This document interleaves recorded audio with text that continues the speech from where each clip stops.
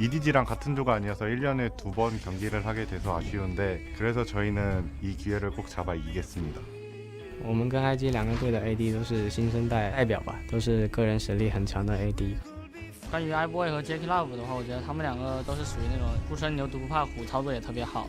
iBoy 这边开始输出，先杀一个新人，后续 iBoy 这边配合一个露露继续往前追 ，iBoy 这边无人能战 ，iBoy 这边还在秀。iBoy 是我无论如何也不想输的对手，但他的心态和成熟是我应当学习的品质。这场仗我们不能输。后续怎么办？但是船长大招进来了 ，Jackie Love 往前滑步，一个闪现收下人头，4个人包夹到下路。春季赛的我们经历了许多坎坷，但下支 EDG 已经日渐成熟。再次面对杰克拉五，我没有输的理由。因为 EDG 也是很强大的对手嘛，然后我们队伍一直状态有所起伏。如果我们调整得好，加上他们准备充足的话，应该是很好看的比赛。成长的过程中，谁没经历过磕磕绊绊？IG 和 EDG 的年轻人都继承了这两支队伍流传的意志。我们赛场上见。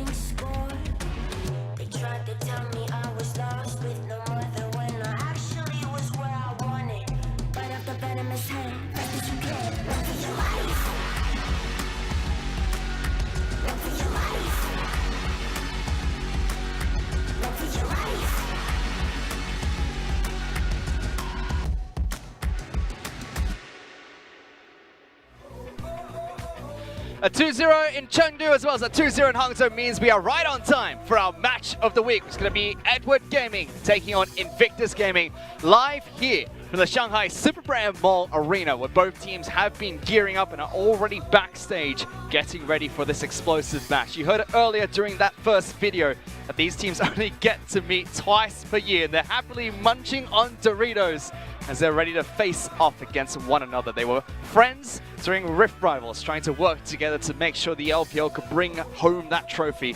Now they have to be pitted against one another. Both teams similar performances during that international event and looking to try and right some of the wrongs they had there during this match today. Hello ladies and gentlemen, welcome back. I am now joined by Clement Chu as well as Indiana Frosco and Black, about to jump straight into this match. And it's a heavy hitting match. These two teams desperately want to try and pick up these important points to try and stay top of their respective conferences. Forget the points, Fish.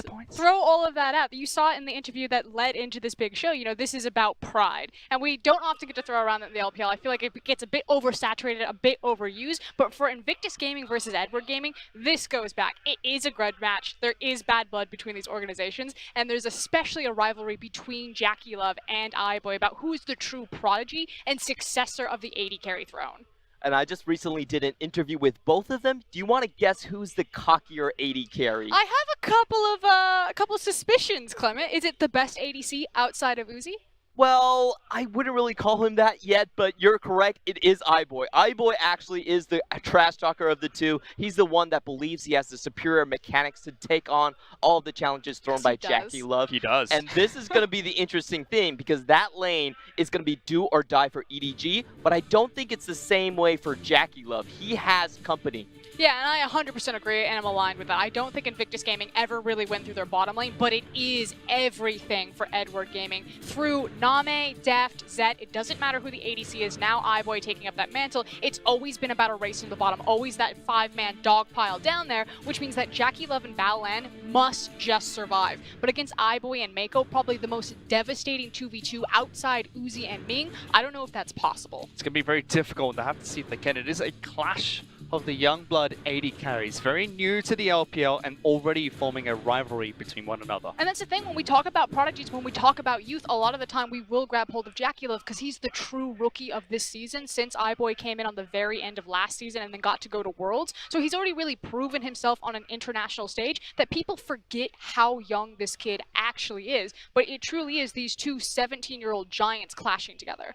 I just want to say iBoy is already 18. So you move him out the 70 side Come character. on. He's but- on the line. Yeah, He's yeah. already a veteran. But I just want to say that these two actually have shown very different qualities this split. Actually, EDG are willing to play slower in their bot side. They picked up the Kaisa. They say we can scale. I believe they're more of a wait till 6 kind of team. Sure. While on the other side, Jackie Love is all about the Lucian. He has picked up the Draven. They're the ones that have been going very aggressive towards the laning phase. So if you look at that matchup, I actually think a lot of it does come down to then the junglers, the young guns, the ones that are about to ascend to maybe the top of the league in Ning against Haro. And I think that's going to influence the bottom lane, probably even more than these two AD carries. I mean, let's face it, you said that primarily for the bottom lane, where EDG, they're allowed to play slower, they can be a little bit more methodical in their playstyle, but Invictus Gaming, yes, they're aggressive in the bottom lane, but that's every single lane for them. And you said the junglers as well, Ning is meant to facilitate that. They're an aggressive team, they play through the laning phase, and that's probably how they're going to try and take down EDG here. I mean, it's Lane Kingdom, but the thing is if we talk about that 3v3, I don't even think it needs to be a 3v3. I agree with you, Clement, that Ning and Haro will spend time down there, but I think because Haro and Edward Gaming will force Ning to respond because they like to file into that bottom lane, he needs to be there for the counter ganks. But ultimately, when Jackie Love and Baolin do try to play aggressive, especially against a Shen, they are consistently getting punished. They are dying out a lot by themselves in just 2v2s or even in 1v1s, or if they're not dying, they're burning crucial summoner spells and losing a lot of power down on that bottom side, and their jungler and their mid laner have to come and dig them out of a hole that they're putting themselves in. That is kind of true. That's good. That's a good part of the map to actually take a look at, because you mentioned Ning as well as Haro becoming great junglers in the LPL. A lot of the meta is currently focused around the junglers as well as mid laners working together. Rookie taking on Scout. Rookie has looked good so far in 2018 Scout up and down performances, but starting to be a little bit more consistent during summer. A little bit more consistent. bit more. This is the best that Scout has ever played. And I actually think this is the first time that Scout has the opportunity to pull the mantle away from Rookie and define himself as the best mid laner in the LPL at this moment. But I think the difference between these two is that Scout really does show his hand a lot of the times. He's always going to go on that blind pick, and that's where I feel Rookie has a sizable upper hand. He's more of the counter pick in the champion, and like we saw in the LGD versus Rogue Warriors set, that counter pick really means everything in terms of this meta. EDG for me, even though Scout's great, they're going to be much more slow in terms of getting set up on the map. I do agree. I think that Edward Gaming, though, gives Scout more of an opportunity to be a firecracker and to pop off. They'll give him his big picks like the Zoe, whereas Rookie, due to the versatility in his champion pool, is more so covering for a lot of IG's weaknesses right now. He's flexing a bit more towards the Galio, and yeah, you can still see him grab hold of his Orianna and be that crazy dominant mid laner that we know that he can be. But for me, I'm not confident that Invictus Gaming in this matchup will say, Rookie, this is all you. Take the Yasuo, grab the Orianna, start flexing on people. I feel like sometimes in their draft phase, they'll take a step back, they'll try to give power to other points into the lane, and that's what I don't want. I want Scout and Rookie to be unleashed and to just go at each other. Well, You want to see the head-to-head, basically. if they can be unleashed and go at each other, who takes it? Scout or Rookie? It depends on the matchup then, and I think that that's a huge compliment to Scout more so than it is to Rookie, because that just... I've been very hard on Scout for a very long time, but I feel like if he is given a good matchup, he is good enough now and consistent enough now that he can actually challenge Rookie, which is why it will be all about the draft. But that goes back to Clement's point, is that Rookie has a much larger champion pool. Yeah, they're much more diverse. IG is about lane kingdom. They want more pressure into the lane, but I actually think in the 2v2 scenario, EDG has actually outperformed Rookie and Ning. Rookie and Ning, for me, has never had the greatest synergy. So for me, getting the good pick for Rookie is just to keep that lane shoved up, keep priority in that lane. To protect Ning. Yeah, exactly. And you actually want Ning elsewhere, maybe in the bot lane, maybe in the top lane where you can want to punish Ray a little bit more. But for IG, they're probably not looking at the 2v2 that hard. Yeah, I 100% agree. I think Haro is kind of the linchpin here, and that he's going to be the make or break between this 2v2 in the mid lane and jungle lane. And Haro is just outperforming Ning, I think, in every single category. His champion pool, his gank timings, his counter gank timings, he just looks so clean. Took him some time to warm up, because during Spring Split, the synergy between Haro as well as Scout wasn't quite there. You can see a lot better when Clearlove was substituted in, but Summer Split has been his time to shine. Alongside him will be Ray, Scout, iBoy, as well as Mako. The best AD carry outside of Uzi, I think it's iBoy. I've been strong on this one, and he gets to showcase it and prove it today as they look across at IG. It's not the Shy, it's Duke, Ning, Rookie, Jackie Love, and Baolan. And that's an important point because that gives one of the winningest points of IG away off of the map. That means their bottom side now is the aggressive side of the map for Invictus Gaming. All right, let's talk about Duke, because it's been quite some time now where he's been starting more than the Shy, especially since Spring Split has ended. What do we think of him in the top lane in comparison to the Shy? Because he is a great top lane on his own right, but a lot of times we've said that he's just not quite, the IG are not quite the same without the Shy. You want to jump on this one?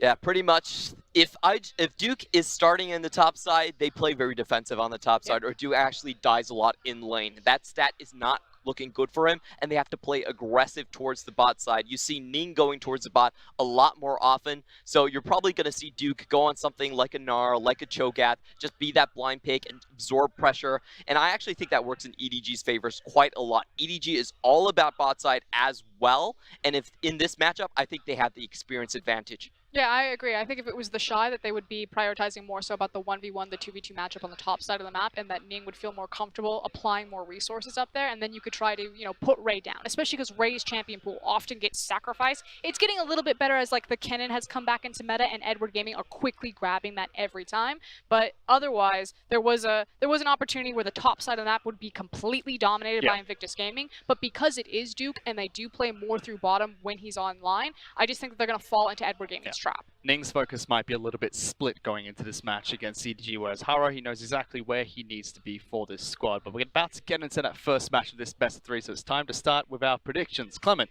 who do you think is going to take this game and why? I'm going to go with Invictus Gaming. I still feel like Ning is still in a good spot. It's the Xin Zhao versus the Kindred matchup there. We see very good things early game, and I feel like people are probably underselling JackeyLove a little bit. He does have some missteps in the bot lane, but he's not as weak as you think. He still put up very good stats in terms of the laning phase and the mid, and even with Duke, the mid and bot lane should still be able to carry them through. Okay, I can see that. That said, you're wrong. It's going to be a 2-0 for Edward Gaming. I think pound for pound talent-wise, 2-0. They lost to BLG. I understand, but if we were just basing our analysis off of standings, they wouldn't need us, Clement. Well, they lost to BLG for a reason, and that's giving over tons of counter picks. It's the thing. It's the draft phase. So Clement's correct. If Edward Gaming completely fumble their draft phase, of course you can walk all over them, and that has been their primary weakness. But if they don't fumble draft phase, pound for pound talent, they are stronger in almost every single position and neutral in that mid lane position. And I just think that they're just going to roll over the Lane Kingdom composition and then just beat them in team fights. Well, very different play styles coming out from these two teams, and draft phase could decide a lot of this match. Before we get into the first game, let's hear from JackeyLove about this. 因为洲际赛的时候，我们和 EDG 也算是队友吧。然后洲际赛结束了，我们现在也变成了就是对手，所以说希望我们这次能打出各自的风采。 Thank you so much for the analysis, and now it's time to get to the action itself. I'm Dom, this is Raz, and look, there's a lot for us to get into, but pick and ban is just to start on the screen right in front of us, and we heard it from the desk. This draft is vital for the team styles, for how these teams play. Already, we've got a couple of bans out here, Raz, so let's get right into this. I love the fact that Gnar was banned immediately. We heard what Kuve said in his interview after his set versus Griffin. Made a mention that he sees Gnar being one of the best top lane picks right now, blind picks, and both of these teams would love to get a hand on it. Duke, I really wanted him to pick him up. It's not going to be happening in game one. Yeah, well, it looks like we're going to see an early jungle priority regardless. Out of Invictus Gaming, Ning has been playing the heck out of this Kindred. He's also a big fan of the Trundle in his past few sets, so we'll see if that's what he decides to go for.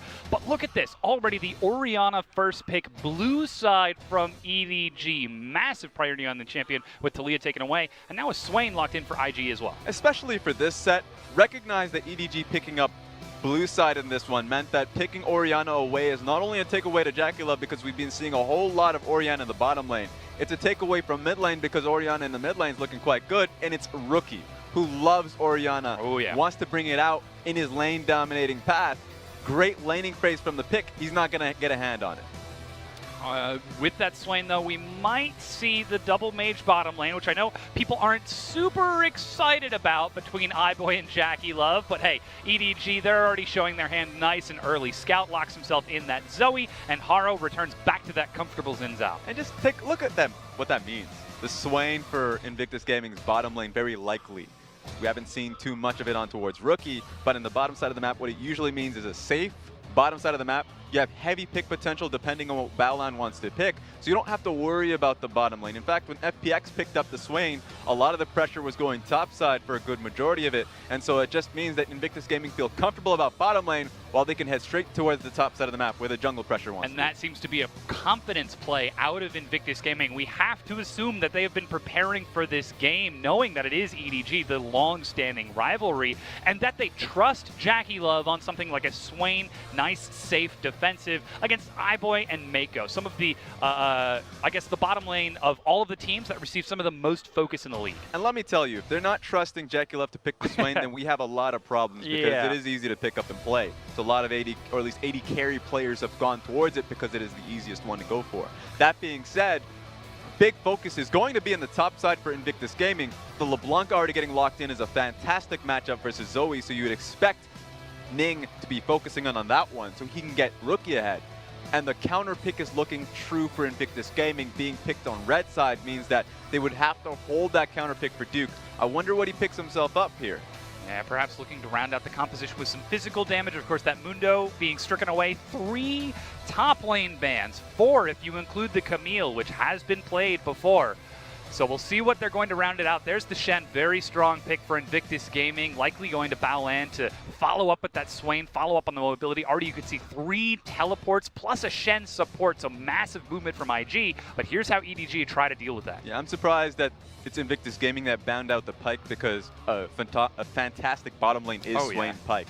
But it's still, you still have a great kill lane with the Shen pick. Shen can start it off, and then of course the Swain passive immediately into his never move. So there's a lot of follow-up if they get one proper CC down, a lot of kill potential there. So even though I've been saying that Ning could focus on the top side counter pick, he might go to the bottom lane just because of the raw kill potential. And remember, Duke in the past, even though he gets the counter pick potential, a lot of times he just ends up going towards a random tank that he could blind pick anyways. Yeah. So I wonder what his priority is going to be here. Well, he'll get the opportunity to counter against Ray, who did just now lock in that Ornn. We saw the brief Poppy hover out of Mako, perhaps alluding to the last set we just saw with DoMD. 2 picks I'd like to see here, Fiora or Kennen.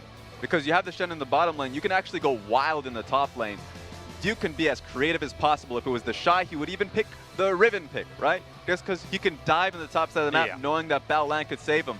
GP is going to be his answer. Yeah, and this GP is actually something that EDG might have looked towards a little bit sooner, as it was Amazing Jay's Gangplank in both games when EDG played Billy Gaming that effectively countered out the playstyle of EDG by trying to rush down those first 3 outer turrets pre-20 minutes to gain that mid-game tempo that EDG are so well known for. Well, looking at our compositions here, Raz, who takes this draft? We've been talking about it being so important to have strong lanes all the way across the board. Who takes it? I think it's very even for both teams. If you're talking about just the laning phase, then I favor Invictus Gaming. They thought about the bottom side being very safe. They thought about the mid lane having great priority for Rookie. And the top side is going to be safe as well, has a good matchup for the melee tank top lane, and also can help the rest of the lane.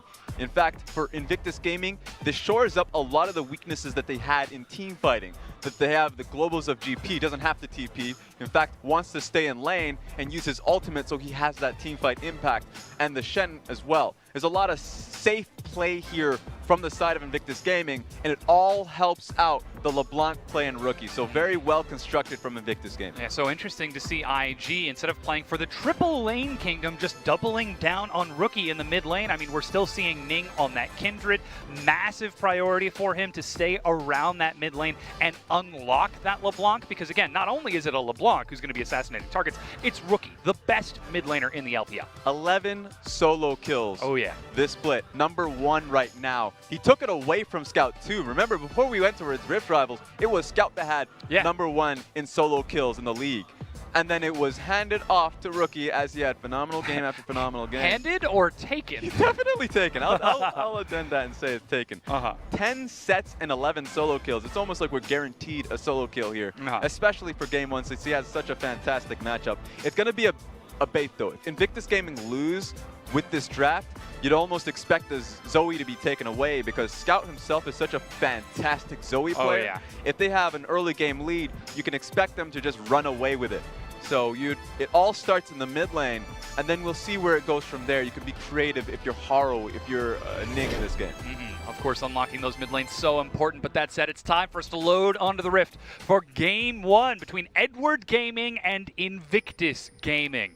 It's about time now for us to hear from the massively packed crowd and see what they think about this matchup.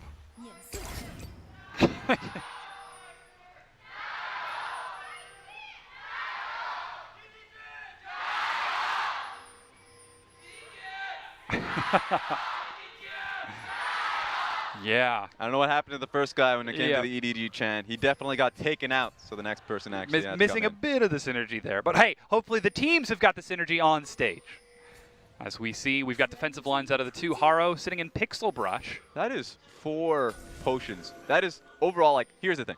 Yeah. 5 corrupting potions across the map. Oh, yeah. But then what's more interesting is Ray picking up a control ward and a recipe for the corruption potion. So one thing that's lovely for an Ornn pick is that he can come in with an incomplete. He doesn't have to come in immediately with a corrupting potion because he can build the corrupting potion in the laning phase. Yeah. So he's recognized that he's went towards the early control ward. You can see where Ray is currently just for some protection in the lane. And this is going to have to be to track Ning's Kindred. He's had such unique pathing on this champion. Really big fan of going from red buff straight to Scuttle Crab, because that's about the time the crab spawns and gives that first hunt stack. So we'll see where he ends up going. Right now he's pathing down to the bottom side, and if Haro is looking to skirmish with him and deal with that, taking control of these early lanes, though, so important, just in case a fight were to break out at that crab, because take a look at this. Ning is going right for it. I wonder if it's on the, what's it called? Yeah, the mark. The mark there is we on go. that one. So not only does he have protection for the bottom lane once again for Jackie Love and Battleland to push up, but he also gets the mark. And remember, no lanes did help him out in taking the red buff, so that means Haro has no idea where he is. Yeah, Ward did spot him out on top of Pixel Brush as he made his way over to that Scuttle Crab, so he does know. That's why we see Haro going for this Scuttle Crab here. But even take a look at this. Ray pushes his wave in, then hovers in river, just in case his vision was inaccurate. Because already you can see Rookie is aggressively pushing in mid lane. Jackie Love and Battleland pushing in that bottom lane. IG trying to play this Lane Kingdom style against EDG. They have done this, EDG has. Constructed this mid lane fairly well. You can see Scout right next to his own tower, makes it so it's easy to push on towards Rookie. Take a look at this. This is really rough for Rookie. He's trying to aggressively push this one out. He needs the help of Ning in doing so. He doesn't have vision control at all. Thankfully, he sees Haro on the top side, but look at the control ward on the bottom side. Scout feels safe in this lane. Oh, Scout takes a hit, does land a Sleepy Trouble Bubble, but like you said, double corrupting potion, so not going to see anything traded off the back of it. But again, our eyes need to be on this mid lane and the jungle. Haro invaded, he took away the Raptor camp from Invictus Gaming, and now that does mean he'll get the chance to return into his own jungle, but already he's just looking to spice things up. We haven't seen that control ward placed yet by Ray, or did he place it down and it got cleared? It was placed down. It did get cleared because, remember, it went top the one side in early on. Pixel Brush. Could be it. Yeah, or sorry, bottom side. That being said, one thing to make note of course, Rookie should feel safe of the jungle pressure regardless coming in from Haro, because being able to see Haro in the top side no matter what coming out of the Raptor camp means that Haro should be top side for a little bit longer clearing out and has to base. So it should be feeling fairly safe for Rookie here as he does need to base. We did just see the completed recall out of Scout. It's Boots and a Dark Seal for more sustain. Rookie is going to continue to catch that wave so far. 8 CS ahead, not too far of Scout in that mid lane, but Ning, we've seen this gank before. This is the exact same play that he used against, I believe it was Snake. However, he waited a good 2 minutes to try to make this gank happen. Yeah, oftentimes Ning comes top lane for a gank to get the kill. In this situation, it's incredibly difficult to do so. In fact, he's looking for Haro because this is a very easy gank for Haro to come in and help out Ray. Ray has a lot of gank potential here, but you can see from Ning, not only is he warded out, but there's not a lot of gank assists from the gank flank. So he's looking for a counter gank that isn't going to happen. Yeah, and this just speaks again to the preparation and the power of the organization that is Edward Gaming. Watching the last set from IG, identifying the play pattern out of the Kindred jungle, and Ray just placing a timely ward. What was that, maybe 10 seconds before he gets into the brush as Haro is going to fight over this Scuttle Crab. Did you see the leap? Flash follows, but Ning is over the wall. Haro does land the slow, and we do see a blast cone to safety. no! Sleepy Trouble Bubble lands. Scout, he's going to have to go max distance on this if he wants to follow up. Spell Thief will give him some more damage with more sparkles. That's the Ignite. The auto attack's not even using the abilities. He walks down the Kindred. That was so well done from Scout. You can see the pathway from mid lane getting there, use the summoner to speed himself up from his W passive, and then just flash through the wall. So excellent from EDG, so much confidence from Haro. Oh, iBoy gets ignited. That's an early cleanse. Auto attack onto Jackulov. He's burning down the Ignite. Mako gets a kill in 2 lanes. EDG are starting to pick things up. Baolan trying to chase down iBoy. Command protect. The flash. Clockwork wind up a double kill to the EDG bottom lane. A 2v2 win from EDG in the bot side when they recognized that Ning was nowhere near them in the top side. That's just Jackulov and Baolan once again losing in lane, dying once again when they don't have the pressure at all. They're just confident. Yeah, Jackulov doesn't have any summoners right now. And while he's able to do some damage with the Death's Hand to iBoy, he's still got to be careful here as Ning will start to show himself. We've got Flash for iBoy. Mako does not. These are great wars from EDG. It catches him when he comes down bot side. So iBoy should feel safe unless if Ning tries to go for anything, cutesy. But it's not going to work. Really frustrating from Ning, getting caught in the bottom side. But remember, it all started on the top side of the map. He thought he had a way out, even used the blast clone. But the ward placed down made it so Scout knew where he was at, used his Sleepy Trouble Bubble, and he didn't even need to go for anything else that is fancy, just went for the Ignite kill. So there we go. Easy pickings from Scout. You can see the call being made when he ran from the mid lane and knew there was nowhere else to go for Ning. And that's the communication between Haro and Scout. As Haro said, I see him, he's on the Scuttle Crab. Scout pulled away from the lane faster than Rookie, who did not have that information on that LeBlanc. As that's a heal and the distortion used slow. Rookie will flash and the Trouble Bubble misses. So Rookie's able to escape with his life, but again, EDG, they're attacking multiple pressure points all at once. The flash is Ray! Solo kills Duke! That is insane from him. He didn't need any help from Haro or Scout. A lot of lanes are collapsing on the side of Invictus Gaming, and it's only going to get worse here. Ning is going to be trying to get anything off of this one. He has red buff. That's the recall. Ning, he's got the sweeper. It times out. He's got to walk into the brush.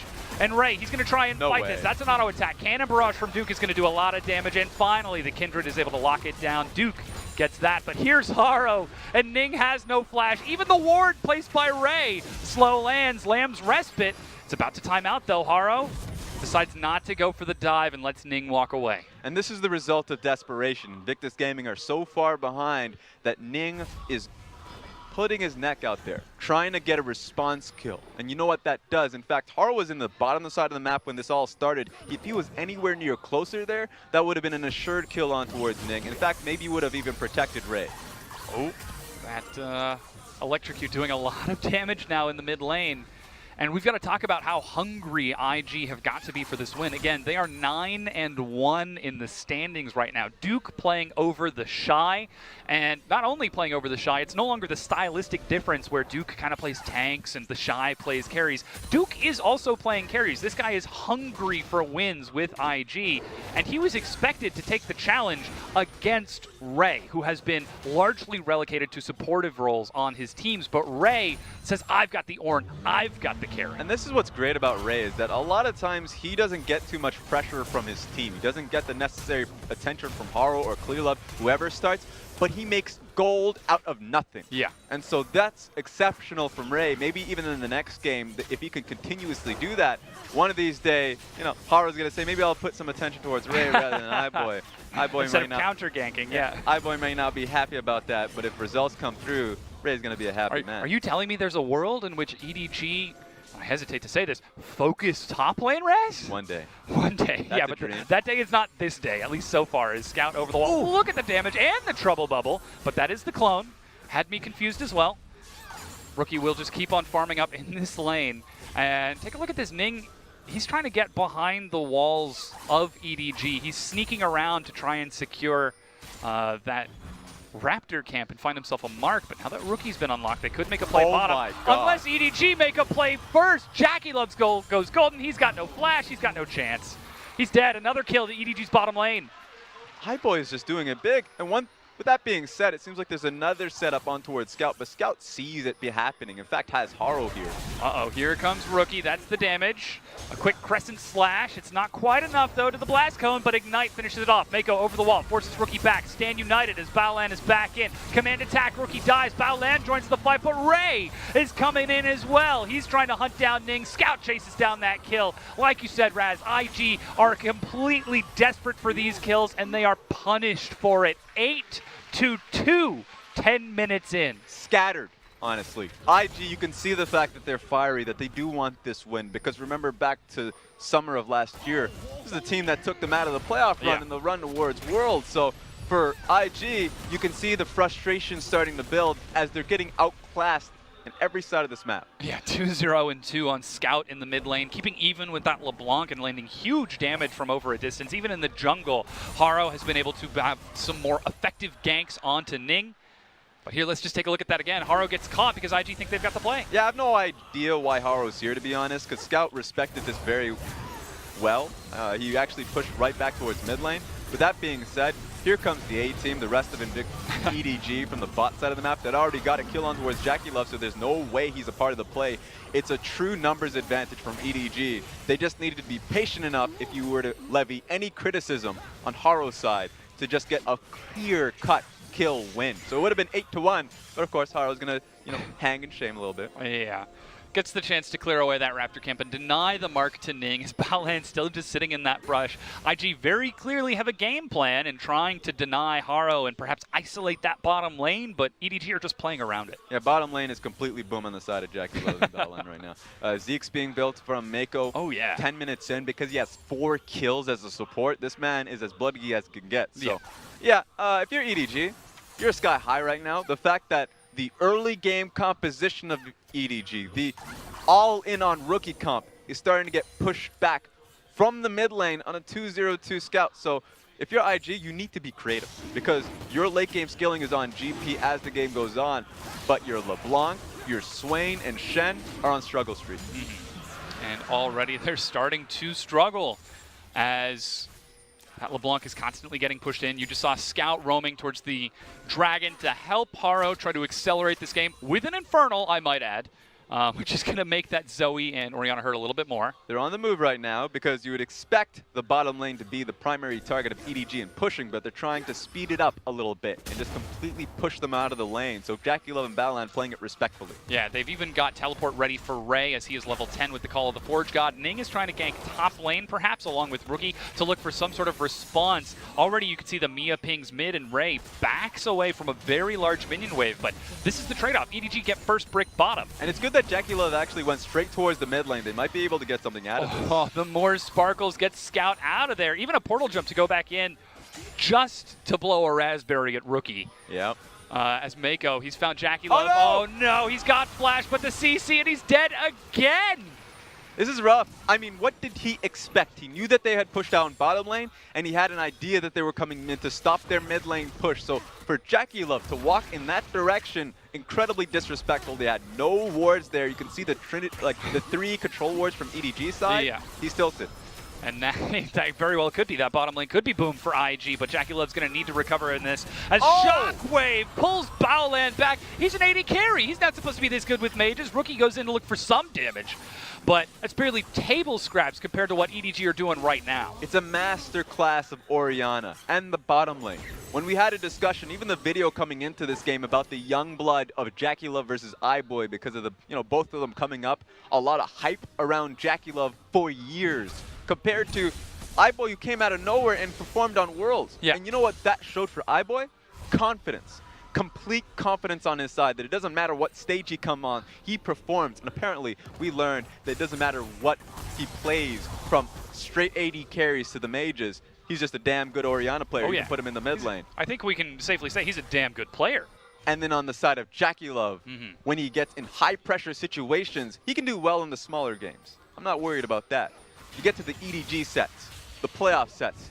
he crumbles. And that's the problem that Invictus Gaming are currently having when it comes to JackeyLove. An incredible talent, not the confidence of an iBoy. I mean, we heard it from the mouth of the horse itself. JackeyLove before this game saying that I think I'm just as mechanically skilled as iBoy, but he's got the experience. He's got just a little bit more knowledge than JackeyLove right now, and it's clearly showing as this Orianna 0-0 and 7, JackeyLove taking the unsafe route bottom.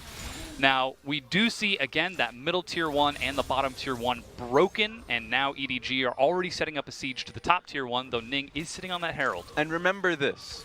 This is a complete and utter snowball, just from the kills and gold, not from that.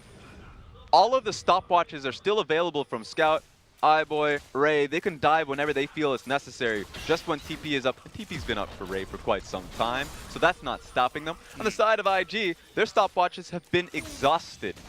Right now, the only ones that you would look towards and say maybe Baolan. If he looks for a pick, and if he's the one who's caught out, he can use a stopwatch and save himself out. Well, they right might now, not even get the chance as Mako thinks about stepping up, using that Zeke's convergence onto Haro as he's synergizing rather well with his new jungler. Able to pull him forward. Of course, we've always known Mako to be the engaged support as iBoy. We were just commending you. Tries to sidestep the never move. That's a cleanse. Visions of Empire and the slow. Shockwave pulls the Swain back. Baolan. He doesn't have Flash, but he doesn't have Shadow Dash. Flash gets him out, and now a teleport coming in from the Ornn as well. EDG, they're going to try to turn this. They've found 2, stand united, and Baolan is out of there. JackeyLove is left by his lonesome. He tries to find the kill and does succeed at the cost of his own life, but EDG, they send 4 members top immediately though. Herald used bottom, breaks the tier 1. IG trading on a dime. At the very least, you can't call JackeyLove the Red Cadet. He had some value there when he was left behind. He still took down the kill on towards iBoy. Yeah. But it was really funny. It was a name game, trying to find out where the Ornn ulti was going to hit. It was going to hit on the Shen, who, you know, could be popped up, and then have some troubles there. You get 2 kills, but obviously no vision on towards him. Ultimately, it's just a class work from EDG. Yeah, IG, though, in their desperation, land a wild haymaker onto EDG, breaking down the bottom lane completely all the way up to the inhibitor and even chunking it down to half. Yes, it's a desperate play, and it's barely slowing the snowball of EDG, but if that bottom side of the jungle becomes a hunting ground for Ning and Rookie, perhaps that could be IG's way back into the game. And honestly, you're right in the sense that we should take a few steps back because mistakes were made on the side of EDG. Even though early on in this game it's been EDG, EDG, EDG, the fact that iBoy was in a really bad position and sure was close to outplaying the never move, but still got caught, died because of his own issues, but would have been awful if Baolan had had his flash. If Baolan had had his flash, there's true follow-up with a taunt flash. He's dead with no response. So really, EDG cannot fall We were flat. just talking about how good he was. That's true. But remember, these mistakes are what EDG has been known for internationally, so if they get their early game leads, it doesn't matter if you start playing it lazy as the game goes on. And this is exactly what we have to be careful with for EDG. Again, their motto has always been prove them wrong with results. Prove wrong all the doubters, all of those who would hate you or dislike you with the results of your performance. EDG coming off of a loss to Billy Gaming, a 0-2 loss at that. And they start off this game strong by showing that they've got the focus, they've got the drive and the determination. Perhaps haven't quite gotten rid of the haughtiness or perhaps cockiness of saying, yes, we can prove them wrong. Maybe now we can relax. No, you actually have to finish the game out. Yeah, remember going into this, the expectation is that EDG is a better team fighting team. And maybe you can slip them up in the early game. They've already proved 1 point wrong is that they had a better early game than Invictus Gaming immediately off the bat. One thing that you do have to worry about is the team fighting portion, because sure, EDG can team fight. Their composition looks well for that. IG doesn't want to. You could already see where the lane assignments are coming through with Rookie on the top side of the map, and then they could put Duke on the opposite side. In fact, IG should religiously stay on side lanes. Never find yourself in a position where it's a 5v5 because you will get outplayed unless if Duke finds multiple items, if he gets to the 4-item breakpoint, and he could start having incredible barrels, he's then that's a their late game long way to go from that. Maybe 180 CS as Rookie steps in. Immediately Haro steps forward and looks for the knockup, but this is just EDG with a 5-man siege onto this mid lane tier 2. Command attack and a Sleepy Trouble Bubble. As Ray takes aggro and backs away. They're not getting a lot of damage onto this turret, but they are wasting IG's time, and in 30 seconds, that Baron is up. Yeah, if they can keep this up, then IG is forced to stay here grouped up. If they lose the push here, The tempo is not in their favor. If anything backs them up, then IG can reset the map and go with their play. But right now, they're all on it. EDG is going forward. That's Call of the Forge God. Sleepy Trouble Bubble not able to separate Invictus Gaming. Rookie over the wall again, finds damage onto iBoy. Never Move does not catch Haro, though it is very close. And EDG walk away from their siege. Unsuccessful, but keeping IG to the pace of their drum. Yeah. Honestly, the next time EDG sets up, iBoy will have Flash available. Yep. He just got the cleanse up, but of course he's just not going to be confident with just cleanse. There's a lot of follow-up CC on the side of IG. So next time EDG can get the setup, and we never question them when it comes to setup, then they can look for a proper fight. That being said, there's more breathing room for Invictus Gaming, as you can see Rookie in the top side. Now it's on towards IG to keep the side lanes pressured. Yeah. We're looking at Duke and Rookie, the two Koreans of the team, to coordinate their efforts across the map. And we did just see a quick recall out of Duke. Didn't quite get a chance to see what he bought before that scoreboard went down, as Rookie is busy trying to keep that top side busy as well. And things are starting to slow down a little bit now that we've hit that 21-minute mark. EDG again, constantly looking to siege and pressure, keep IG locked down, keep them busy. IG doing the opposite. This is interesting from Rookie. He based rather early on, didn't have the gold for the Void Staff immediately, just going towards the bottom side of the map because 20 minutes means that Baron is a big picture to look at. I think that he's just going to be trying to have the kill pressure. Remember, Duke is still here, so this is going to be a 2v1. Ooh, that's a face check from Ray. He's got his flash and he's got exhaust with that unsealed spell book, but Rookie doesn't quite have enough to lock down the kill. This is very unlucky for Rookie. He didn't expect for Ray to be roaming around in the red side jungle. The proper scenario, this is actually right out of the RNG playbook, is try and attack Ray on a side lane, anyone on the side lane, so it's a 2v1, and they're not if the enemy team's not properly set up around Baron, that's a free kill, and you have the TP from Duke. Unfortunately, they just found Ray so far off and away from Duke that it was only going to be a one-on-one. He was able to make the successful escape. And that is going to keep IG in this game for just a little bit longer. Ray still stalling out with EDG. It's only about 1,000 gold, 500 separating the teams despite the kill difference for EDG. And take a look at this from Ray. He actually used the spellbook to get the exhaust early on. So if you ever find that situation again where it's a 2v1, he has protection. With the ultimate as well, there's so much down and ready for him that he can flash and get the hell out of there. So right now, it's pretty good for Ray. The only thing is you don't want to find him on exhaust on the opposite side of the map, which is exactly what's happening. You want him to have teleport if there was ever a play to happen. So just hope that IG doesn't get a whiff of this. Now EDG, they are setting up a pick right here. Mako and the rest of EDG clearing out some wards around this Baron. There's still one in the pit and another control ward in that tri-bush. This is a dangerous scenario as the red buff spawns. IG looking to step forward. Now remember, Baolan is the person to pick off. He has the most control wards placed, a lot of them cleared of the supports in the LPL.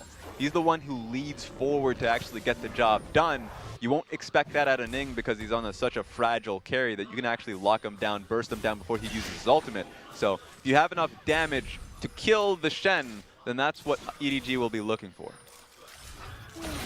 That Baolan's so very important. Doesn't have cleanse, just the flash. 90 seconds for that third Infernal Dragon. EDG have got 2 already. Uh-oh.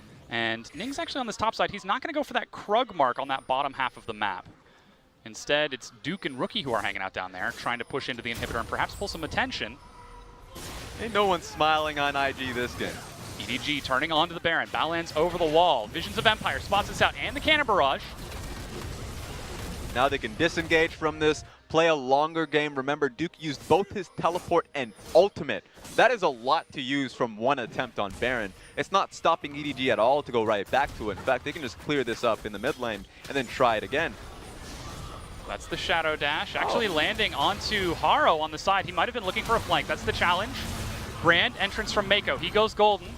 Call of the Forge God. Baolan dashing away. He's still trying to escape, but again, he's the support. Dies finally. Ray has found Duke on the back. Flash matched as the fight breaks out. Jackie Love goes in. He's golden as Haro tries to stall it out with his own stopwatch. That's a kill going over to Duke with the ignite. Jackie Love keeping them in choke. IG are winning the fight. That's the Lamb's respite to try and reset this as Jackie Love will find up another kill in EDG. They might be losing this fight. Ning chasing it down. Finally dies, but Jackie Love, he's doing a lot of damage. Mako over the wall and Rookie chasing. Ray going to be chased down, and IG, I cannot believe this. They have won the team fight by baiting IG forward. Ray will almost certainly go down, even using the stopwatch.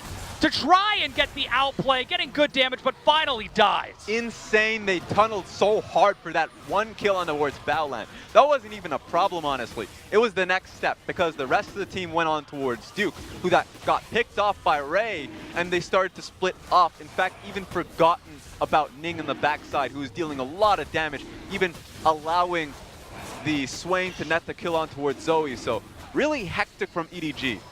Really well done getting the first kill, but then super scattered on the next.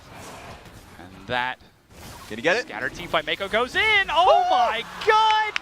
Triple Infernal Dragon, EDG. Even then, making the best of a bad situation. If Mako doesn't get MVP from all of this, if they end up winning, if he doesn't get it, he's robbed. This is how it all started. Off the one pick off and towards Baolan. So here's who you should be looking at. Duke. He gets caught out by Ray once the kill is being taken down on towards Baolan. And so the rest of the team is like, great, let's go towards Duke. Except you see Haro and iBoy focusing super hard on towards Jackulov. And so you're like, wait a second. Now we're getting scattered. Not only is Haro dead, but now we're getting flanked by Ning. They're going to look back at that with Coach Nofe, and he's going to be super pissed off because this would have been a clean victory off of this team fight. Again, it's always the story with EDG. Coulda, woulda, shoulda. This was how they lost to Royal Never Give Up in their own series, but now they're looking for another fight. Duke is the target. He's got no flash this time. Sterix is popped. He does damage with the cannon barrage, but dies. Mako will trade it over, and iBoy is separated from his team. He's done. No shockwave. IG happily trade 1 for 2 and are looking to turn it into more as Ning gets caught by the trouble bubble. Reset by the turret. Ray running it off. Chains is going to land onto Ray, but EDG, they're losing 3 members to try to find a single pick. Great catches from IG, all really close towards Baron. It would be a surprise if IG just don't start it immediately. 41 seconds off of Ray, and the rest on iBoy and Mako. This is really safe from them, the fact that they're not just turning on it immediately. And we were just saying, EDG, they were trying to play the lane game, take that mid-game tempo and control. The only way they lose the game after taking mid-game tempo, mid-game control, that thing that EDG is known for is if they take a reckless team fight. What do they do 2 times back-to-back? Just no eyes onwards Ning. Take a look at where he's coming from. So EDG looking front to back on towards Duke. Surprised at the shield that came from him. But take a look at Ning immediately coming from the side. Gets an immediately assassination on towards Oriana, so no damage there as they lose both their support and the mid laner. So EDG have to scatter right from the get-go. Just unfortunate, honestly. The vision control they've been placing down has been excellent, but the information that they get out of it, in the first fight, it was great. How they used it was poor. This time around, just not having the full information. Yes, so the information wasn't there on the second fight. And this is where we have to look to the recovery of EDG. Again, this has been their Achilles heel. It's what hurt them against Bilibili Gaming. It's what hurt them against Royal Never Give Up. Now it's hurting them against Invictus Gaming. They've got triple Infernal Dragon, but they are dead even in gold. And IG have actually got the turret advantage with that Herald that they used earlier. Can EDG recover from this mental state and use that knowledge once again, look for the knowledge correctly, and then execute on it correctly? I think it's going to be a little bit easier for EDG. Remember, they still have 2 Banshees builds on towards iBoy and Scout. So Rookie is going to have any force in these team fights. He either has to be creative to get the Banshees builds off, or he has to be on side lanes, which... Oh, there we go. That's a lot of damage on the Mako and the Visions of Empire used. Mako's going to have a tough time now. In fact, maybe you get him to last hit. There we go. He got it. Oh, no. It was on Haro. If he last hit the Skull Crab, you would have gotten the HP on it. And, of course, heal is on Scout as well, so Scout could have healed him. Just putting that out there. EDG trying to defend in this mid lane. And IG still just defending, deflecting these efforts from EDG. And remember what that means, even though we talked about Invictus Gaming have some strong early laning phase points with the assassination attempts of Swain and LeBlanc, but late game scaling is looking fairly good. I mean, Ning's been keeping track of his stacks repeatedly throughout the entire game, so he's gotten a decent amount of range, while Duke has his Storm Razors and his Sterix Gauge. So he's in a really good point to group up with his team now and start placing down barrels. So the team's right now feeling a little bit more comfortable rounding around GP. Now, quick caster hot swap. All right, I got you. I got your back right here. Oh, it seems like EDG is going to get routed, though. My problem here is that while it's great that Invictus Gaming is starting to take control wards around Baron side, I don't believe they'll be able to hold on towards it unless if they really use the control wards they have on to, I'd say, support the GP barrels. What's up, Fish? Well, let's see if they can hold on to it. How you doing, Raz? What the hell? Where you come from? From the side of the cast area where the analyst desk was. Okay. That's what I was hosting before this. Unfortunately, Dom's going to have to take a quick break. But EDG against IG must go on. Rest his soul. IG 3,000 gold ahead of EDG at the moment. Turret's going to fall here for EDG, however. They continue with that push and eventually take it down. Great decision from EDG, but they're going for the kill. Quick fight as well, looking to try and lock down Ning. Gets the Lance Respite off very early into the team fight. Shockwave going to miss. Good flash from the wall, takes Ning to safety, but falls after that. IG going to try and collapse on the back half of this team fight. Scout running amok, gets one kill onto Rookie. 2 members already dead for IG. Duke goes over the wall, takes him down, not quite. Lives with a sliver of health. Balan with the taunt, going to lock down Ray, but that's a very tanky on. Mako dashing to his side as well, flashes all over the wall. A chaotic team fight between EDG as well as IG, but it's not going to end just yet. Perfect timing from Jackie Love, trying to stay alive. Ray's going to charge back in, Jackie Love goes forward, taunts are coming through, but EDG have done it. They pick up the team fight against IG. A battle of mechanics, and it was all Ray. Where's the third thumbs up, man? Scout, please. Ain't gonna do it. What the heck's wrong with him? But for them to be so focused onto Ray, tanking up 3 members on the side of Invictus Gaming, and just say, okay, we're gonna support him, throw in a few shields, make goes in and out, and then utilize the damage from iBoy to make it count. Take a look at this. This was EDG routing Invictus Gaming, who are trapped near Baron. They blow the ultimate on towards Ning, and they say, hey, wait a minute, this is looking rather good from us. As long as iBoy stays safe, we can play around how damn tanky this Ray is. So look at this. I can actually start counting, I don't know if you can, of how long Ray stays up and alive because of the shields from both Orianna and Mako, just to keep him up and alive. And so Jackie Love stays there for a little bit. The moment one Sleepy Trouble Bubble lands is when they go all in. Ray played the start of that fight beautifully as well. Very long, prolonged team fight that EDG able to pick up. The start of the fight, on ultimate comes out, locks down 2 members. He throws it the complete opposite direction to stop the recovery team, I was going to say, from Invictus Gaming. The backup squad from assisting Ning in that sticky situation. And remember, the moment Invictus Gaming starts getting defensive and running off, using their summoner spells, that's what empowers the Zoe from Scout. That's when he goes off, is when he has a second, a third flash to use. So, waiting long enough for IG to make that one mistake for EDG to win the team fight. Could be a big fight here though, Raz. Hara's going to try and steal it, gets the Mountain Dragon, starts a fight. Mako jumps in with the first few knockups. Rookie has a big flank looking for Scout, doesn't get the extra damage from his passive. Meanwhile, Duke, close to Wolf Camp, is going to be taken out by 3 members of EDG. Great snipe coming out, will kill Zoe. All is going to fall as well. IG want to try and fight back. The Shockwave going to whiff. Great, perfect timing coming out from Jackie Love. The rest of IG pile on in. Rookie gets more damage. 2 members left. IG, they're going to be able to take down EDG after they lose the Mountain Dragon. 2 segments of fights, but it was EDG that gave up Scout. Said you can have him while we're taking down the other side of the fight. I don't understand that decision making. The last fight, you recognized how valuable Scout was in your efforts to combat Rookie. They lost him, and suddenly LeBlanc is running wild. And unfortunately for EDG, when they won their last fight against IG, only 3 members left. A tank as well as their support and their mage. Also low on hit points, they couldn't do Baron. But IG with Ning still up, with Balan and Jackie Love alive, they go straight towards Baron. They pick up a major objective, as well as 3,000 to 4,000 gold of a lead. This is the first time I've ever seen Invictus Gaming go up against the top team in terms of team fighting, beat them out on it, and get a lead coming back. We haven't seen them come back in a game when they're going up against the top side of the bracket. So this is a good example. Take a look at Scout. He's left alone, left to the wolves. Moment he dies, EDG's, the rest of them saying, okay, we'll come in. The Shockwave comes through, and you can't get the value out of it because the stopwatch excellently used from Jackie Love. So there we have it. No damage on the side of iBoy when he finally joins the rest of them. And this is IG taking it. I mean, iBoy's laning phase looked good on Orianna, paired up with Mako. They were dominating the bottom lane against Invictus Gaming, but that's a couple of team fights now. Ultimate not connecting for iBoy, which is crucial for Orianna. This is when you start to realize what the mid laners have to go through. Because sure, you see an Orianna throw out the ball, the big ultimate, and you're like, great, that looked fantastic. But there's more that comes into it. Knowing what flashes up are unavailable, if the opposition has stopwatches, it was iBoy that didn't put in the legwork to realize that, and that's when the egg was all over his face. We've even seen Rookie get we've also seen Rookie get quite a few flanking positions in the last few team fights. Even just then, rotating behind the inner turret in the mid lane, chunking out Ray. His full spell rotation took Ray down to just about half health, jumping in again, trying to take down Haro.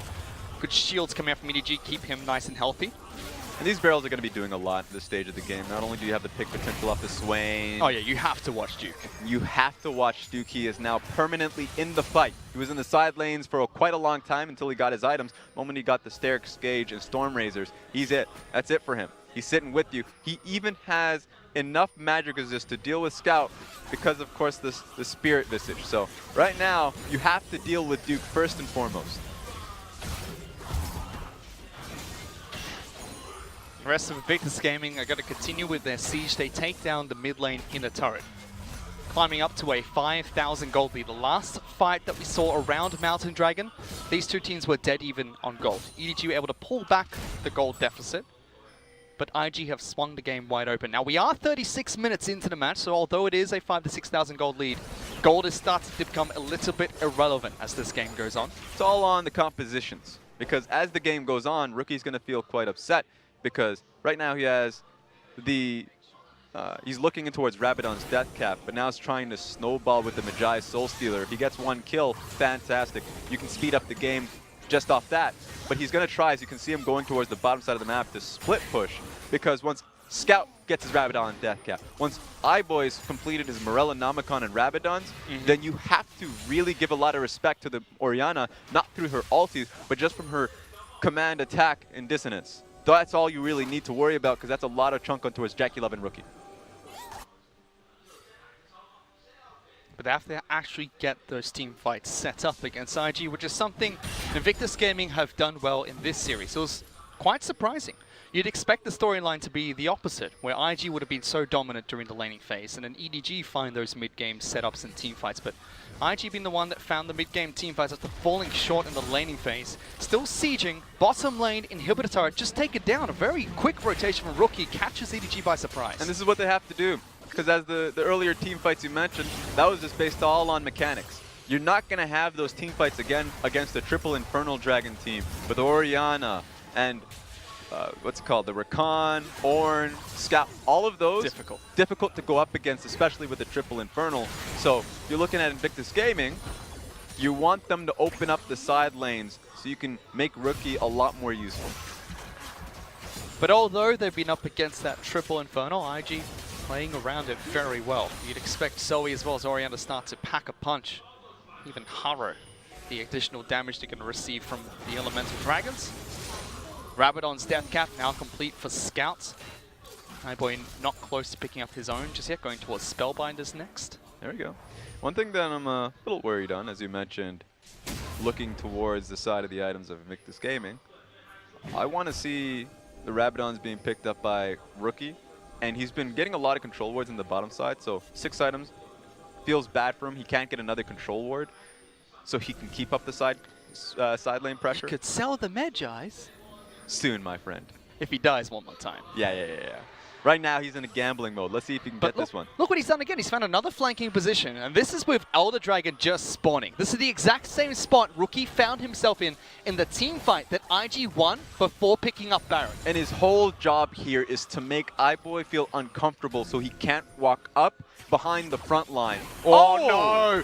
Scout's been able to tag him with the Sleepy Trouble Bubble. Rookie goes to half health. Shockwave onto Krugs. iBoy, that's not the target you're looking for, but Rookie's still in a lot of trouble. Distorts back, does eventually fall. Scout finds him, and EDG say now is our time to look for a team fight. Duke slows down the rest of EDG with his ultimate. Haro still trying to dash in, takes a lot of damage, has Guardian Angel available. Even Ray flashing into the fight. EDG hard force over at blue buff, looking for Duke. Gank Plague's going to fall. Pops the G8 on both jungler for EDG, top laner for IG. Full-blown fight. Jackie Love wants to try and find access into it. Uses his Zonyas. Baolan trying to protect him as Haro jumps back in between two turrets. Ignite is sticking onto him. Jackie Love take it down. Double kill for Scout. Oh. Make that a triple kill. Big play from EDG. Complete wipe off of one piece of information on the location of Rookie, and honestly, I don't know how that was given. How did they know that Rookie was behind them, other than perhaps knowing that all 4 members... Scouted him out, Raz. Oh my God, Scouted please, him out. get away from me. I don't want to hear it ever again, though it was pretty suitable in that moment. So EDG get a massive teamfight victory off of just tracking down Rookie. It was crucial for IG when they won their fight over Dragon to have Rookie in that position. They had 1 ward down. Was that the ward that caught him? Taking a look at it. So he hasn't been spotted yet, still in Fog of War. There are no wards in this side for so long. What ward did him in? I don't think he actually got spotted the entire time. Walks over here. No, not spotted. There was that one ward. If that one ward did him in. He hasn't been spotted yet. He was in this brush the entire time, and somehow they got rid of not only his Banshees, but put him to sleep as well, Raz. He tried to inch towards him because they had a decent amount of information. Does he drop out?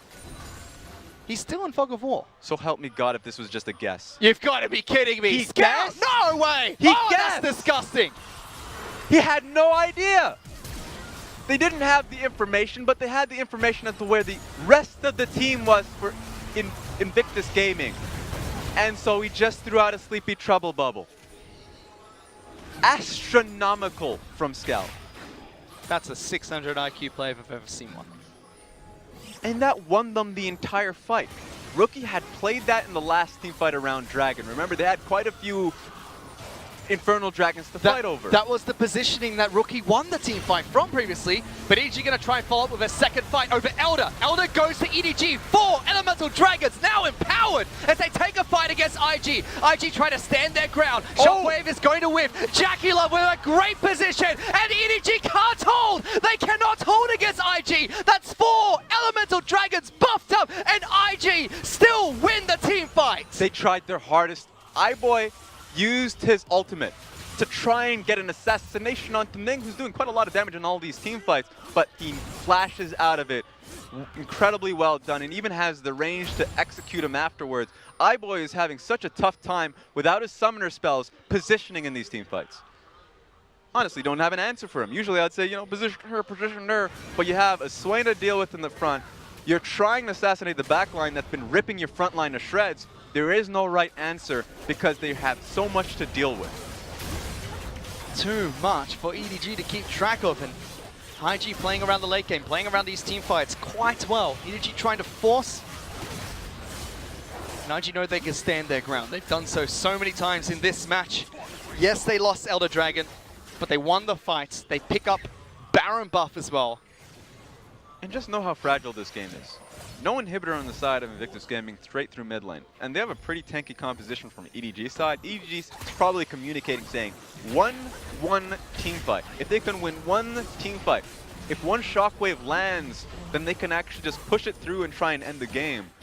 But Invictus Gaming obviously have the momentum. The team fights are working quite well for them. So, you know, it just feels like it's a bit of a coin toss to see who ends up winning based off the positioning. And if EDG get that win, it's an instant victory. Perhaps if IG has a proper wave in the bottom lane, right now it's looking really good, they can push through the wave through bottom lane inhib, but it's a little harder than EDG setting. Still got 2.5 minutes of Baron buff to work with, and IG's composition for the late game is just incredibly strong. 4 damage threats of a Gangplank, Kindred, LeBlanc, and Swain. Then you have a tanky Shen to try and buff up the rest of the team as well. Especially with the 1-3-1 that IG has in their composition. They've always wanted to have LeBlanc on side lane. Now she has buffed up Baron minions behind her. So there should never be a situation where Invictus Gaming get picked out, because if the Swain, Shen, and Kindred walk through mid, it's a lot of pressure and a lot of safety. If they ever go on to Jackie Love, he's tanky enough, and he has the Zonya as well. He can buy enough time for the side laners to converge. Top lane, same deal with Duke, and he has a lot of damage to deal with 2v1 situations. And I don't gotta tell you about LeBlanc being slippery. So EDG just have to be as perfect as can be to break this up. Just hasn't been that perfect or that clean from EDG. Quite too many all-rounder ultimates whipping for the side of iBoy. Rookie being able to find the assassinations. EDG not setting up for the fights as clean as they would like. Hasn't gone well. IG is still trying to siege the base, however. Rookie is split pushing with Duke. You mentioned the 1-3-1, it's in effect. Slowly chipping away at the objectives. Yep, so Rookie right now is the power point. Not a lot of damage being done through the mid lane because they have to play safely. That being said, double cannon Baron minion in the top side of the map. Scout, however, putting on his best Rookie impersonation, goes forward. That's almost a dead LeBlanc. Great shield's going to come out from Shen. Ignite is ticking as Scout still goes forward. Through the Stand United, he falls. Zoe gets a pick, relieves some pressure onto EDG's base, and Jackie Love's getting caught out as well. Pops the ultimate, turns into a demon, tries to regain as many hit points as he possibly can, but he's bounced around. Another pick for EDG. They lose some turrets, but defend the base. That was the miraculous pick we were talking about. It just needed one person to fall. In this case, it was Rookie. You see Shen going to the bottom lane to help him out, but that memo wasn't sent to Jackie Love, who was somehow neck deep in the base when he had no support from his support. So what are you trying to do? So EDG already mentioned it. 1-1 team fight, and they could start pushing through mid. Thankfully, there's Ning, Duke, and Balan still up and available. Balan's just there now. So it doesn't turn into an instant win. But if you have Mako, who has ultimate very soon, you're one pick away from that Nexus going down. EDG going to move towards picking up the mid lane inhibitor. Baron buff is going out in 14 They ain't seconds. gonna stop. They're not going to stop. It is 15 seconds on Jackie Love, but doesn't seem like they have the resource to continue this push. In fact, Duke keeping there a little bit longer. Ning has a flank. The Rookie's trying to dash into the fight as well, but it just kills the minion wave. EDG gets an inhibitor, but that's it. IG had to play that one really safely. 20 seconds on towards Jackie Love. Now he's available, but at that time, Mako must have been calling for a pick. He has flash. He has his ultimate available. He just needed one person to extend their neck. Didn't happen on the side of IG. So, you know, Haro lost a lot of HP naturally with the GP ultimate. They have to end up basing. So another reset. The base for EDG has been broken. There are no inhibitor turrets left, but they kept all three of their inhibitors alive. For IG, they still have few turrets to protect their base, but mid lane inhibitor has been taken down. We're approaching 6 items for a lot of the carries on both sides. So it's going to be coming down to 1 or 2 final fights here. And a lot of the fans out there, you won't see this happening. This is a really good setup from EDG. Not only do they have the inhibitor down in the mid lane so the super minions are charging through, that's a double cannon wave. A massive wave in the bottom side of the map starting to group up. So EDG confidently playing towards top side. Baron's going to take a little bit to spawn, but it means that they can look for a pick and have an immediate way to win the game. Duke has to go bottom lane. That means a numbers disadvantage is there from IG in the top side of the map. So if you're EDG, you're feeling really safe. Stick together and you'll win a skirmish in the next 1 or 2 minutes. I know the Elder Dragon is a slightly longer respawn time, but it should come up around the same time as Baron. So 2 minutes now until the second Elder Dragon is online. Now that's crucial for EDG because although they lost the fight with 4 elementals and the Elder Dragon buff, second Elder is substantially stronger. It would almost be impossible for IG to win that fight they had if that was second Elder Dragon picked up. True. While that is true, EDG have amassed waves in the bottom lane that Duke had to deal with and amassed a triple cannon wave in the top side of the map. Their wave control has been excellent so far in this stage of the game. So while the Elder Dragon, a lot of people would try and set up for it, you have to defend your top lane inhibitor tower. Well, they're trying to. Poke coming out from EDG as the entire wave gets trimmed out. Rookie dashes in, make sure that EDG have no minions to push with. Now jumping back, trying to get some chip damage onto Mako, but they stop the siege. EDG should be resetting here, and there's 2 major objectives to fight over in just a bit. Right now, EDG is finding out the hard way that Raid cannot be with them in these fights, or at least when they're grouping up for the tower. He needs to be in the mid lane, pushing in the wave so he can have a flank access to him. Otherwise, they get consistently pushed out by the GP barrels. Yep. Good wave clear from IG. High damage potential means EDG difficult for them to siege without Baron buff. Now Raz, Baron and Elder Dragon are going to spawn in about 30 seconds. Around the exact same time, 5 seconds separates the two. How do these 2 teams set up for? What are they looking to try and pick up? Right now, IG, because they've settled down towards the Elder Dragon so confidently, and they have such a good burn in their composition, Swain constantly gets his Qs. We're talking about Kindred and GP as well. They can finish up the Elder Dragon, when it comes up, they're already looking like they're in a position to do so as it comes up. So there's not going to be a response from EDG to try and trade. That's a bad decision if they try and do it. They have to try and contest the Elder Dragon. Good vision control from IG means EDG don't spot them out. Haro's going to take a chunk of damage from Gangplank and LeBlanc before the fight starts. Elder Dragon is up. Ning is trying to take it down on the backside of the pit. Gets it down to half health. Ning not taking any damage, has the sustain to deal with this Elder Dragon. It's going to turn into that 50-50. Rookie has joined his team, so now it's just lines being drawn around the Elder Dragon. Cooldown's already used by Rookie, so EDG try to step forward. Scout trying to go toe-to-toe against him, doesn't get the assassination. Elder Dragon going down to 3,000 hit points. They jump onto Ning! They killed him! Kindred dies before Lance Respite or Flash could be used. IG, 2 members down. Rookie falls. Haro gets the double kill. Swain will pick up 1 for IG and try to fight off the backside of this, but EDG just too strong in this fight. They set up for it, friends. They found the fight they were looking for, and 3 members of IG are dead. They're teleporting to try and finish this game. Swain's going to fall. Mako assists with the kill. That should be it. One team fight was all it took. We were looking towards Rookie, who couldn't even use any of his summoner spells. He was locked down by Scout while the rest of his team got demolished. Back and forth, IG had control of the late game, but EDG sets up for the final team fight. Game 1 goes to Edward Gaming. You know, that was a Monka S&a-half. What the hell happened in this game? It seemed like it should have been clean cut for EDG. In fact, a lot of people will forget the fact that EDG had wiped them in the early game. It normally would have been a 20-minute victory off of what they had early, but IG fought hard around Rookie. He found the necessary pick, and they were able to scale up with the GP. It's just unfortunate when it came to the last team fight, EDG, specifically Scout, was able to outplay them time and again.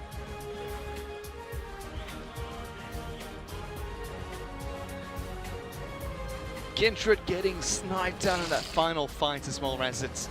You hate to see it because IG took the right steps to make it back into this match. You can see that EG controlled most of the game, and in that final fight, they were still 9,000 gold ahead. They were still in the lead.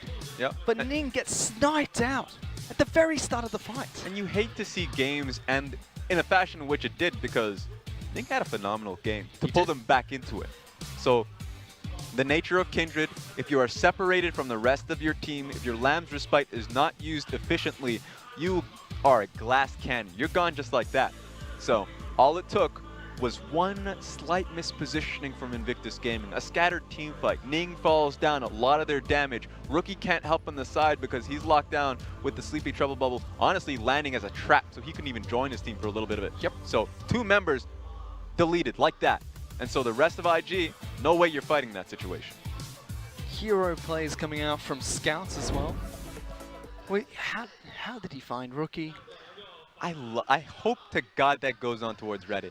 Everybody gives the love that it should, because that was the best predict I've seen in League. I mean, all he had was the knowledge of the previous team fight, knew that Rookie came from that flank before, scouted him out, found him, committed to the kill as well, and then gave Rookie a taste of his own medicine a few team fights later where he actually found the flank and was able to take down Rookie. I love seeing this. Hopefully this goes to a 3-game series because it feels like Rookie and Scout are on par today. Well, if it's as back-to-back as that first match, it will go to 3 games, but let's send it back to the analyst desk to break down the match.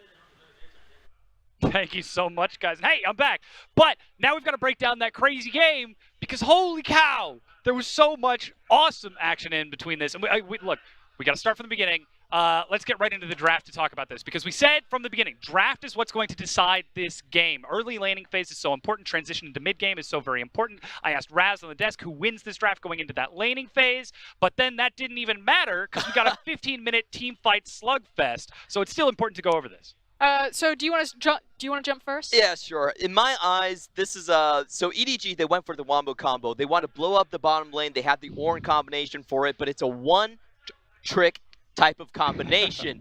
If they don't get it, if you look at their late game, they have pure magical damage. So it's not looking very hot for them. On the other Look hand, at how he's you trying to see slant this. Invictus Gaming? No, I'm not trying to slant this. I'm just calling it as it is. What happens is down to execution. Invictus Gaming, they have actually 3 winning lanes. If you just look at the pure laners that have been selected, they're going for the lane kingdom. But also the added factor is in the late game, they actually do out-teamfight the enemy composition. It's very hard for EDG to lock all of them down at the same time, and they just have so many more damage dealers and a much better balance of damage coming in. Yeah. So I was looking at this and I was going like, EDG, they have to get that one punch in or else it might be very shaky for them. Yeah, here's the thing. I do agree with all of your points. I think if this game went super late, it should have been for Invictus Gaming because it's so hard to outdamage this. But ultimately, I feel like both teams knew exactly what they were going to get and exactly, like, there was no surprises here. And then Invictus Gaming had the plan. If you're going to play bottom, you know, let's go. You want to throw that one punch? We've got the Shin, we have the Gangplank, we have all of these pushing lanes that should have rotation power for Ning to look for counter ganks. Like, come at us, brah. But then Edward Gaming did, and they slammed them down. I think this is where we got to talk about, Clement, that early game, how we saw the lanes picked up for that sort of strength, but it did come down to individual execution. Scout got the faster roam, and this is where it all starts. And this wasn't even one of those laning kills. A lot of this actually has the EDG. They got 4 kills without their own jungler actually participating in the top side and in the bot side at the same time. So laning kingdom from Invictus Gaming goes wrong really soon. And here's the thing, a lot of people will look at the priority pick of the Orianna and they'll say, what are Edward Gaming thinking? Swain has been the priority pick in so many instances. Just like what we saw with LCK over with Griffin, Jackie Love can't play Swain. He doesn't know. And Edward Gaming, they know that. They have a read on it, and they're fine to give it away and just punish it every time. And like Clement's saying, you now have multiple solo kills going down with no jungle intervention against the lane kingdom team. When Invictus Gaming are getting torn to shreds in their lane phase before the game even opens up, it's disaster for them. This was, you see, their attempt to try and counter back, a desperation play to hunt down Haro, but EDG, they've got 4 members on the map. They just collapse and pick up those kills in return. And at this point, I thought it was done for Invictus Gaming. I thought it was going to be all over, but EDG in their mid game, they're never as clean as they're supposed to be, and they give IG that chance. That one Rift Herald into the bot lane actually got 2 towers. It hit 3 times. It swung the gold lead actually back into Invictus Gaming's favor, and they avoided the one punch. It wasn't intentional. Actually, I think it played the laning phase horribly, but they still managed to survive the knockout from EDG. And I think there's a conversation about why are Edward Gaming fumbling in their mid-game, because we called them the mid-game tempo team, so this should be where they thrive. And in their play setup and what they're supposed to be doing, it's always the right play. But when it came down to execution in the mid-game, that's where they fumbled. And Clement, I really liked what you said, this idea that Edward Gaming, they see a pick, and then they go all in on the pick, and because you're against a Shen, a Kindred, a Gangplank, you just can't pop these champions instantly. Now, this team fight, they do happen to win because they massively outplay, like, miracle hero moments, which are just incredible to watch, but they should not win at this point. At this point, IG's composition should have outscaled. The amazing thing about all of these team fights is that they always have a good read on where Rookie actually is. The start of this fight, Rookie is standing on a ward in a brush, and Scout finishes him off in the top side. If IG actually got the collapse they wanted, I felt that this was going to be a wash for IG. They would have mopped the floor with EDG. That was not to be. The vision was there for them. And like you said, I'm not very satisfied with the way Jackie Love actually played those fights. The bottom end of it actually pulled themselves out of position. Then this is where we have to juxtapose the execution of these two teams. EDG coming out with the stronger bottom lane, the stronger top lane, the even if not stronger mid lane, but then struggling a little bit in the communication in some of these fights. I mean, the thing is Edward Gaming drafted themselves into a hole, and because they fumbled their mid game, when it came to late game, they had to actually just outperform Invictus Gaming that much more, because IG's composition at this point is so much easier to execute. So we have 2 back-to-back team fights, and when Invictus Gaming win, it just looks easy. And it's their team fight. You know, they don't have to play it perfectly. They're champions, they scale up, they do more mixed damage, they have more area of control. In the first one, it had to be Scout going hero mode. And when EDG did win this game, it was because of those multiple hero mode moments, which goes back to my first analysis point, that Edward Gaming are just better pound for pound across the board, and they don't even need the easy composition to execute. Well, at least on these champions so far. Scout will take our MVP for that game. Surprise, surprise, 11, 3, and 11. That what IQ level? Is there a number equivalent we can assign to that? No, there's the only number you need to know is first in the LPL. Best mid laner in the LPL. We got what we wanted. We had the throwdown. Rookie had LeBlanc. There wasn't an excuse this time. He got his signature champion, Scout got his signature champion, and he threw down. I actually do think that they might just choose to ban out the Zoe in the next game. Yep.